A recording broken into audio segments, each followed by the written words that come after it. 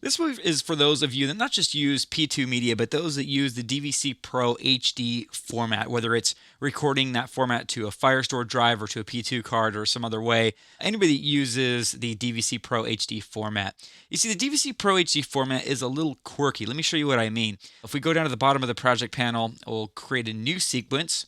You can see here that DVC Pro HD has its own category of presets, so we'll open that bad dude up. And I'm going to go into 720p, that's what we're concerned with here.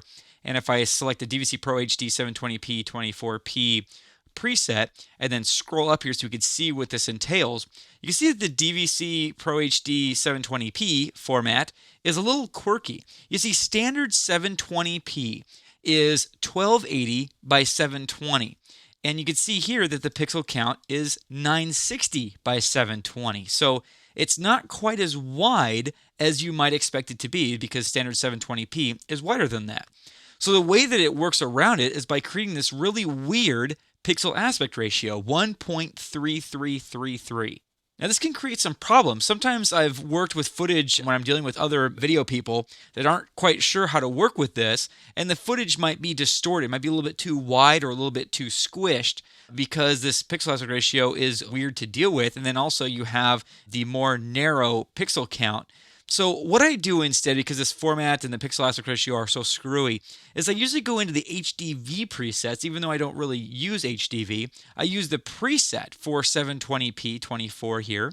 As you can see, it's standard 1280 by 720 with this very standard and wonderful 1.0 pixel aspect ratio. That means square pixels. And that's such a great pixel aspect ratio to work with because it's the same pixel aspect ratio on your computer. It's the same on HD on your TV as well. So when you have square pixels, it's just a wonderful thing because you don't have to even worry about pixel aspect ratio.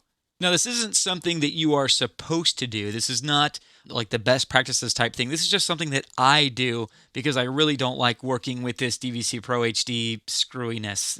It's just frustrating and an annoyance. And so if I just use the HDV preset for a sequence, then I have the nice standard 1280 by 720p and those beautiful, beautiful square pixels that are just so easy to work with and you don't even have to think about them.